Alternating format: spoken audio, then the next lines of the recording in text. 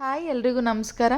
ಇವತ್ತಿನ ವಿಡಿಯೋದಲ್ಲಿ ತುಂಬಾ ಈಸಿಯಾಗಿ ಟೇಸ್ಟಿಯಾಗಿರೋ ಸೀಮೆ ಬದನೆಕಾಯಿ ಗೊಜ್ಜನ್ನ ಮನೇಲೇ ಹೇಗೆ ಮಾಡೋದು ಅಂತ ತೋರಿಸ್ತಾ ಇದ್ದೀನಿ. ಈ ಗೊಜ್ಜು ಮಾಡೋದಕ್ಕೆ ನಾನು 2 ಸೀಮೆ ಬದನೆಕಾಯಿನ ತೊಗೊಂಡಿದ್ದೀನಿ. ಇದ್ರದ್ದು ಮೇಲ್ಗಡೆ ಸಿಪ್ಪೆನೆಲ್ಲ ತೆಗೆದ್ಬಿಟ್ಟು ಇದನ್ನು ಚಿಕ್ಕ ಚಿಕ್ಕ ಪೀಸಸ್ ಆಗಿ ಕಟ್ ಮಾಡಿ ತೊಳೆದು ಒಂದು ಬೌಲಿಗೆ ಹಾಕಿ ಇಟ್ಕೊಂಡಿದ್ದೀನಿ. ಇವಾಗ ಇದನ್ನು ಮಾಡೋದು ಹೇಗೆ ಅಂತ ನೋಡೋಣ. ಫಸ್ಟ್ ನಾನಿಲ್ಲಿ ಒಂದು ಬಾಣಲಿನ ಬಿಸಿ ಆಗೋದಕ್ಕೆ ಇಟ್ಟು ಅದಕ್ಕೆ ಒಂದು 4 ಸ್ಪೂನಷ್ಟು ಎಣ್ಣೆ ಹಾಕ್ತಾಯಿದ್ದೀನಿ.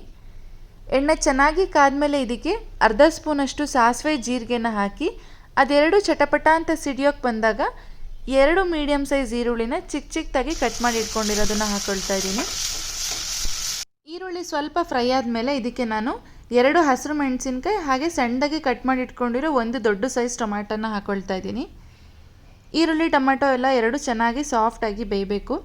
ಅಷ್ಟರಲ್ಲಿ ನೀವು ಇನ್ನೂ ನನ್ನ ಚಾನಲ್ನ ಸಬ್ಸ್ಕ್ರೈಬ್ ಆಗಿಲ್ಲ ಅಂದರೆ ಪ್ಲೀಸ್ ಈಗಲೇ ಹೋಗಿ ಸಬ್ಸ್ಕ್ರೈಬ್ ಮಾಡಿಕೊಡಿ, ಹಾಗೆ ಪಕ್ಕದಲ್ಲಿ ಕಾಣ್ತಾ ಇರೋ ಬೆಲ್ ಐಕಾನ್ನ ಕ್ಲಿಕ್ ಮಾಡಿ.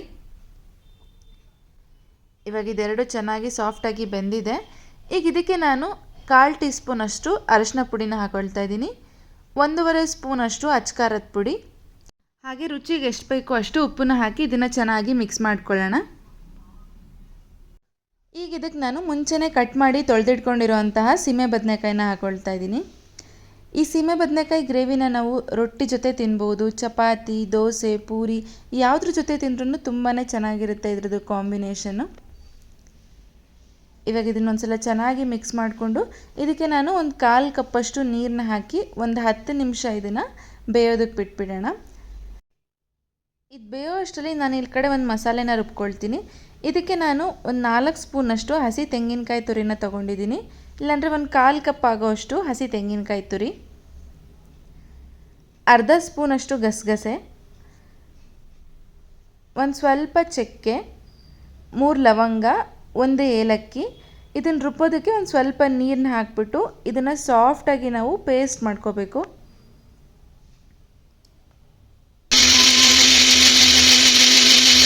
ಇವಾಗ ಇದು ಪೇಸ್ಟ್ ರೆಡಿಯಾಗಿದೆ. ಈ ಕಡೆ 10 ನಿಮಿಷ ಆಗಿದೆ.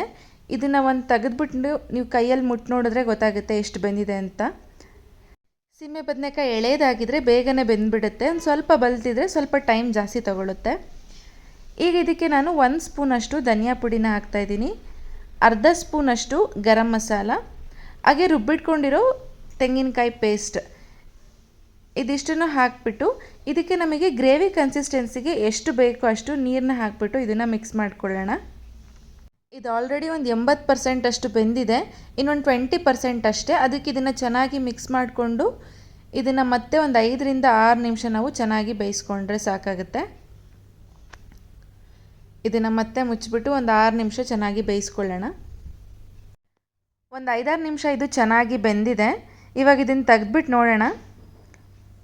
ಓಳುಗಳೆಲ್ಲ ಚೆನ್ನಾಗಿ ಬೆಂದಿದೆ. ಸೀಮೆ ಬದನೆಕಾಯಿ ಗೊಜ್ಜು ರೆಡಿಯಾಗಿದೆ.